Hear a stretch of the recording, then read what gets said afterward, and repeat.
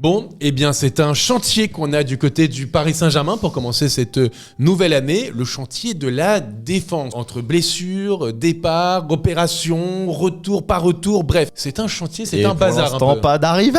Toujours pas. Qu'est-ce qui se passe? On Beraldo. est bientôt à la moitié du mois, on est en train de refaire une Ziyech, ça m'énerve. Oui, mais Lucas Beraldo est quand même Oui, arrivé. c'est vrai, Beraldo. Mais c'est pas assez. Non, mais oui, mais de toute façon, ce qu'on avait dit, Beraldo, c'est bien, c'est le complément, tout ça, mais quand il arrive, on n'avait pas prévu que Skriniar, qui est considéré comme un titulaire, se blesse. Voilà, Donc là, il faut repenser la charnière pour la fin de saison. Et c'est ce qu'a dit Nassar Khelaifi récemment dans une interview. La blessure de Milan Skriniar avait changé pas mal de choses, en tout cas du côté du Paris Saint-Germain, dans sa réflexion pour le mercato et pour une arrivée de base, il ciblait peut-être plutôt un milieu de terrain, mais là la priorité va vers un défenseur. Avant, mais justement, on va en parler davantage. Et avant de poursuivre nos débats, on rappelle que ce talk il est sponsorisé par les amis de BetClick. On vous fera un point de toute façon sur notre partenaire et sur nos pronostics pour le match qui arrive contre le RC Lens, le gros match. Et le match du mois. Exactement, et on fera nos pronostics sur ce match. Pour en revenir au mercato, Oui.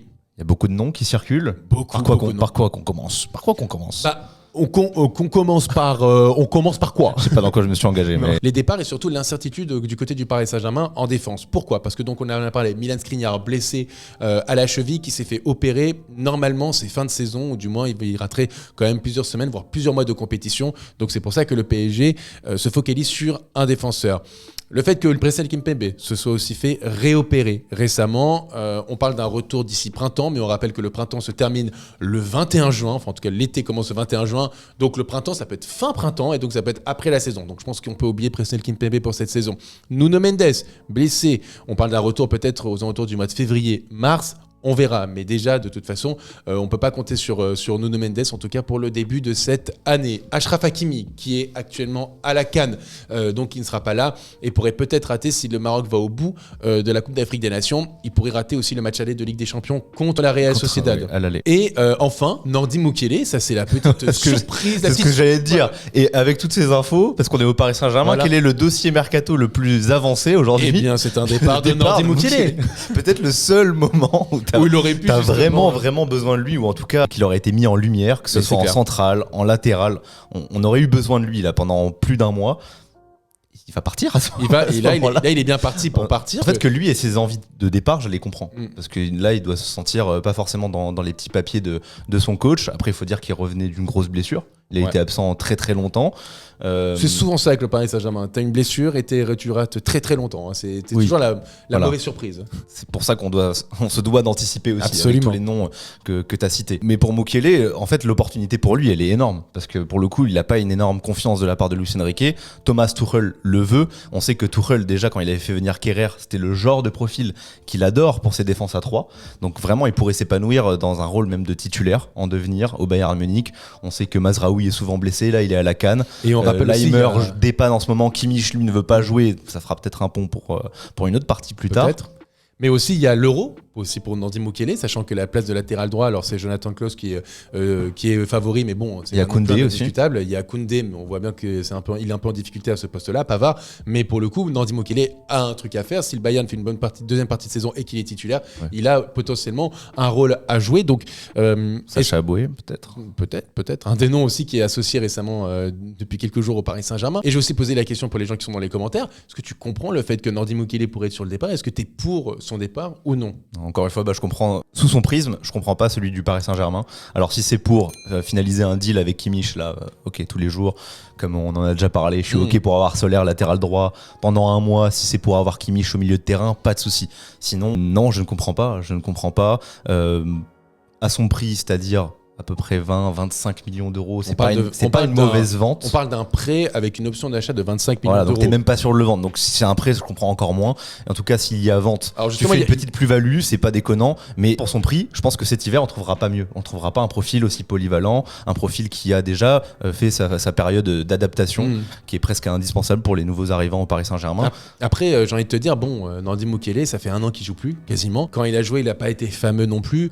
Donc, je suis pas non plus hyper surpris et je serais pas Parce qu'il a pas enchaîné. Là, c'est le moment pour lui d'enchaîner enfin. Ouais, et c'est le moment mais- où tu vas te séparer de lui. Ça n'a aucun sens. Les dernières infos parlent justement du fait qu'il ne soit peut-être pas, qu'il ne rentre pas complètement dans les plans de Luis Enrique.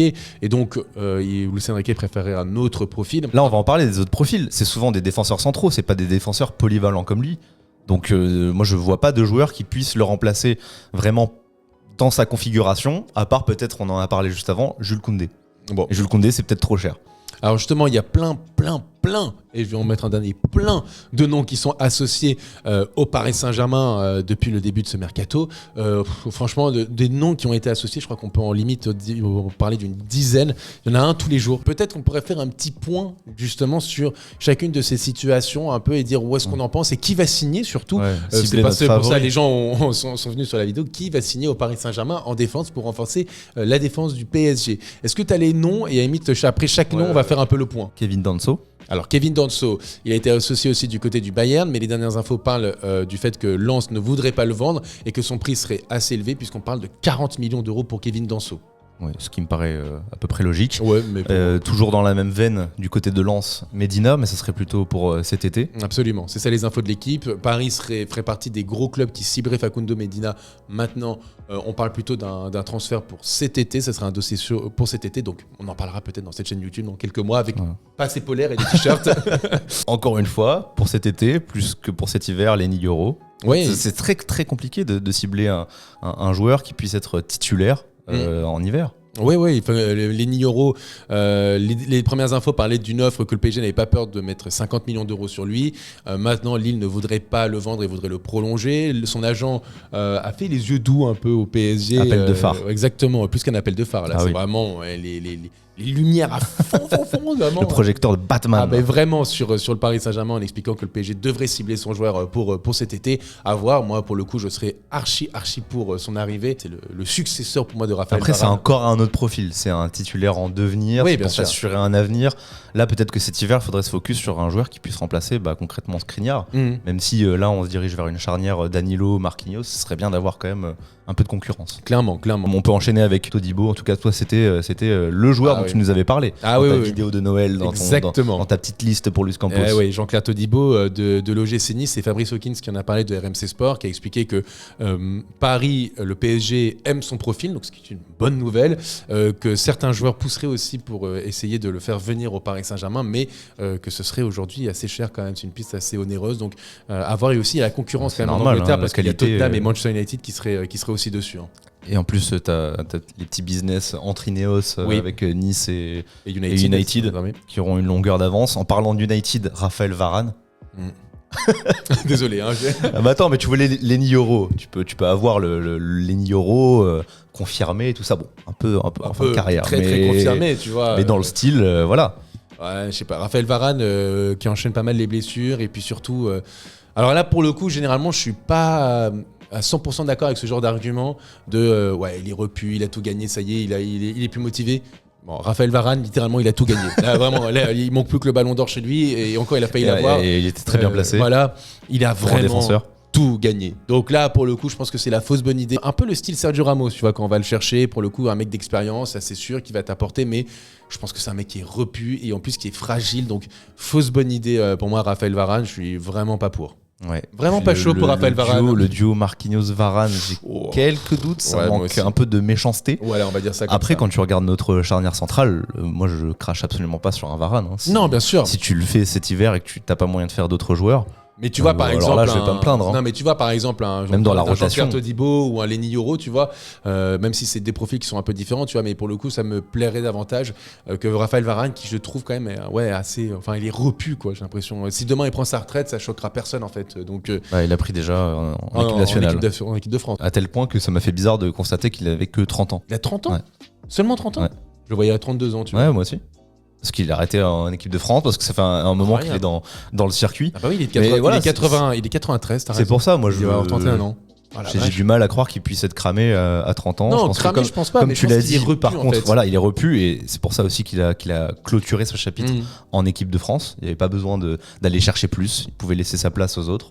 Maintenant, en club, encore une fois, si tu as le dossier Varane à disposition et que c'est compliqué de faire autre chose cet hiver, je trouverais pas ça fou. dans le mauvais sens. Je trouverais ça même intéressant. Après, de là à le placer en tant que titulaire, je sais pas, mais t'installes une concurrence, t'as un joueur qui reste de qualité, qui a l'expérience aussi en Ligue des Champions qui peut te manquer. Moi, Varane, je dis pas complètement non, je ferme pas la porte. Ok. Est-ce qu'on a d'autres noms? Rapidement, il y a eu du Tapsoba et on a eu aussi aujourd'hui 3 noms qui nous viennent d'Italie. Voilà, absolument. Donc Scalvini, vraiment pour le coup, lui, c'est vraiment un bon joueur de l'Atalanta Bergame. Je sais que lui, il est considéré vraiment comme un gros potentiel. Alors moi, pour le coup, je le connais pas du tout, donc je me prononcerai pas. Pour avoir un petit peu vu et avoir lu aussi des comptes rendus sur lui, pour le coup, c'est vraiment un très bon joueur en devenir et même déjà qui fait une bonne saison avec l'Atalanta. Donc 20 ans et ça en demande 50. Donc moi, je suis vraiment qu'il soit bon. Moi, je suis pour. Vraiment. Moi, non, Scalvini, c'est vraiment un super joueur. Moi, pour le coup, je suis archi pour Scalvini de l'Atalanta. En tout cas, il n'y aurait aucune négociation, mais le PSG surveille de près le joueur et on peut mettre des renseignements sur lui. C'est simplement Campos, maintenant il se remet dans sa vibe d'aller chercher des jeunes pépites, etc. C'est super, il se croit à Monaco, il se croit à Lille. Alors c'est bien d'en avoir, mais il faut aussi conclure des dossiers un petit peu plus complexes avec des joueurs confirmés. Et jusqu'ici, il m'a pas montré quoi que ce soit en fait à ce niveau-là. Parce que même les références qu'on est allé chercher, c'est ça. Cet été, Lucas Hernandez, Ousmane Dembélé, c'est Nasser. En sachant que Dembélé, c'était tout préparé, même pour l'été d'avant, et c'est lui, quand il est arrivé, qui a dit non, on le prend pas libre. Résultat, on l'a pris à 50. Voilà. Quels étaient les 2 autres noms évoqués par Foot Mercato? On a Alessandro Buongiorno. Buongiorno, il Teodoro. Sì, ho fatto 6 anni di italiano, non conosco questo giocatore. On mettra les sous-titres à ce moment-là. Voilà, je peux pas aller plus loin, mais en tout cas je ne connais pas non plus Buongiorno. Et enfin donc, le dernier, ciao. C'est Gianluca Mancini, donc de l'AS Gianluca Roma. Mancini, lui on le connaît, et pour le coup c'est un joueur un petit peu plus confirmé, donc tu peux directement te dire que Campos le fera pas. Logiquement, qui a 27 ans, qui évolue à l'AS Roma, aux côtés d'un autre joueur ciblé aussi par plutôt Luis Enrique, qui aurait ses faveurs, Diego Llorente. Voilà, ils forment ensemble une charnière à 3. Voilà, donc tu pourrais retrouver des automatismes évidemment au PSG. Non, ça va aller, c'est gentil. Donc Llorente, prêté de Leeds, va à l'AS Roma, le joueur a 30 ans. Il n'a joué dans sa carrière que 3 matchs avec le Real Madrid. Et 5 minutes contre Osasuna, 7 minutes contre je sais plus trop qui. Enfin, bref. Même pas 90 minutes dans les jambes. Même pas additionné 90 minutes avec le Real Madrid. La petite info qui nous donnait peut-être envie de laisser Cook, notre cher Luis Enrique, c'est que ça fait longtemps qu'il le surveille, etc. Mais pourquoi il n'était pas à la Coupe du Monde? Bizarre. Après, dites-moi s'il était blessé, mais en tout cas, je ne l'ai pas vu à la Coupe du Monde. Non, clairement pas. Il y a un dernier nom qui a popé et qui, on en a parlé un petit peu tout à l'heure, qui est Polyval, qui peut jouer au milieu de terrain, qui est un taulier, qui a aussi tout gagné, mais qui, je pense, a encore beaucoup à donner. C'est un certain Joshua Kimmich. Voilà. Et moi, je dis, fonce. Je pense que c'est Luis Campos. Bien sûr. Fonce Paris Saint-Germain. Fonce Nasser. Fonce Nasser, parce que c'est plutôt lui qui peut conclure. Je pense pas que Luis Campos puisse faire ça. Non. Mais en tout cas, pour moi, ça doit être notre priorité. Absolument. Je pensais même pas que c'était possible. Et c'est pour ça que, en fait, quand on s'est prononcé avant les fêtes, qu'on a fait notre petite liste encore une fois au Père Noël, moi j'avais parlé en description. Exactement. Moi j'avais parlé de Rabiot. Peut-être qu'on en reparlera parce que ça avait fait débat. Beaucoup de gens s'offusquaient de ça. Moi j'avais parlé de Rabiot parce que ça me semblait possible pour ce mercato. Toi, tu avais parlé de Fabinho parce que ça te semblait possible. On n'avait pas ciblé des Guimarães ni Kimmich. Donc si tu as la possibilité, si une porte s'ouvre, il faut s'y engouffrer. Le pied c'est un dedans joueur de chapeau dedans. A. C'est un joueur que tu surveilles depuis des années, qui répond exactement à tes besoins au milieu, qui pourrait accompagner Ugarte, qui a gagné la Ligue des Champions, qui fait les efforts défensifs, qui peut même prêter main forte en tant que latéral droit, même si boude un petit peu à ce niveau-là avec Tuchel. Joshua Kimmich, c'est un patron. Je suis désolé, pour le coup, c'est un joueur qui ferait tellement de bien à ton milieu de terrain. Franchement, pour le coup, le Paris Saint-Germain, selon moi, doit foncer sur Joshua Kimmich. S'il y a une possibilité, effectivement, let's go, quoi. Vraiment, et pour le coup, même pour la deuxième partie de saison, face à des grosses échéances en Ligue des Champions, Joshua Kimmich, incroyable. Non, mais en fait, à partir du moment où le dossier s'ouvre et que tu as une possibilité, pour moi, c'est une énorme faute de ne pas s'y engouffrer, de pas tout faire pour l'avoir. Clairement. Parce que là, on a des échos comme quoi Luis Enrique dirait, comme pour Guimarães, c'est un joueur qui m'intéresse. Tiens, bizarre d'ailleurs, parce qu'il avait dit que son milieu lui allait très bien. Bref, lui, il pousse. Réponse directe de Luis Campos, trop cher, pas possible, tout ça. Il faut tout faire pour ce genre de joueur. Et quand tu as des ambitions en Ligue des Champions, quand tu es dans un projet de reconstruction, que tu as bossé sur plein de chantiers cet été, si tu veux donner sens à tout ça, il faut accompagner avec aussi des tauliers. C'est ce qu'on se tue à dire. Et Kimmich, Guimarães en sont. Exactement. Kimmich répond, même si Peut-être que j'aurais préféré Guimarães parce que voilà, t'as Un peu plus jeune, titulaire pour les 5-6 prochaines années, qu'il a le côté. Kimmich, il est titulaire pour le 4-5 il sait absolument tout faire, etc. Un joueur de cette expérience-là, arrivé en mercato d'hiver Mais et qui voilà, pourrait ce que faire aussi j'allais bien dire, au milieu de terrain, t'as pas vu ça depuis Thiago Motta 2012. Même si je préfère peut-être Guimarães, Kimmich reste une référence et il coche peut-être la case la plus importante finalement au milieu de terrain. Parce que Guimarães sait tout faire, mais Kimmich, lui, c'est vraiment milieu défensif. Exactement. C'est ce qui te fait défaut depuis des années et des années. Je vais te poser la question, et je vais vous poser aussi la question, tout simplement. Qui va signer cet hiver ? Qui va signer au Paris Saint-Germain cet hiver ? Tu veux mon avis Je veux ton avis. mon avis réel Vas-y. et pessimiste. Vas-y. Soit personne, Ouais. tu gardes Mukiele, Ouais. soit tu perds Mukiele parce qu'il pousse et en vrai il aurait raison de partir au Bayern et tu recrutes Llorente ou un joueur comme ça, un joueur faisable par Luis Campos. Pas plus. Même pas au milieu de terrain. Je pense pas. Je pense que ça va. Les prochaines heures vont nous confirmer ou non. Il y a Moscardo, mais j'espère qu'on peut aller chercher un prêt, tu vois, même de Højbjerg, j'en parlais dans notre vidéo de décembre aussi. Mais je vois pas malheureusement le PSG faire un gros coup cet hiver. Ouais, je suis un peu aussi pas vraiment optimiste, j'avoue non plus. Non, s'il te plaît, fais-moi un peu rêver parce que là je suis. Je crois qu'il est. Je suis déprimé par mon propre avis. Non, Allez, mais let's go. non, mais je sais pas. Franchement, je te dis encore une fois, pareil. J'espère. Moi, j'avoue que j'espère Joshua Kimmich quand même. Je sais pas si ça va se faire, mais j'espère. Et il y a aussi Scalvini. J'aime vraiment le joueur. J'aime vraiment ce qu'il apporte. J'aime vraiment le potentiel du joueur. Et mais là, on a besoin d'un titulaire direct en fait. oh, c'est comme pour direct. Hein, c'est comme pour Lenny. 20 ans quand même.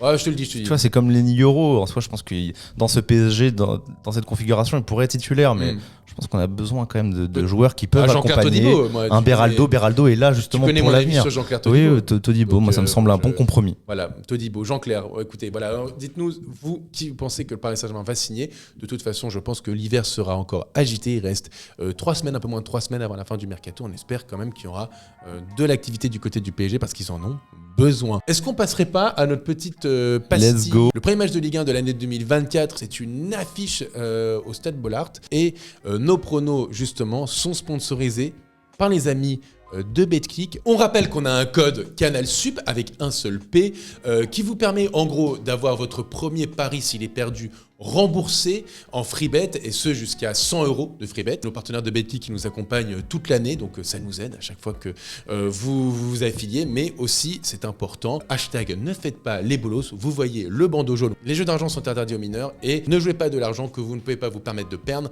c'est important. Lance Paris Saint-Germain. Théodore, quel est ton prono ? Moi, j'ai envie de me faire plaisir, j'ai envie de voir du spectacle, j'ai envie de voir des buts. Et je pense qu'il y en aura. Ok. Lens qui reste sur une défaite à domicile en Coupe de France 2-2 face à Monaco. Une défaite au tir au but, voilà. Faut préciser. En tout cas, il y a eu des buts.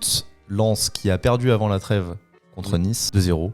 Donc je les vois perdre contre Paris. Je vois les deux équipes marquer et je vois Kylian Mbappé qui revient en forme marquer un but qui nous fait un total d'une cote à 3,65. Absolument. Si je ne m'abuse. Voilà, ça sera mon pari.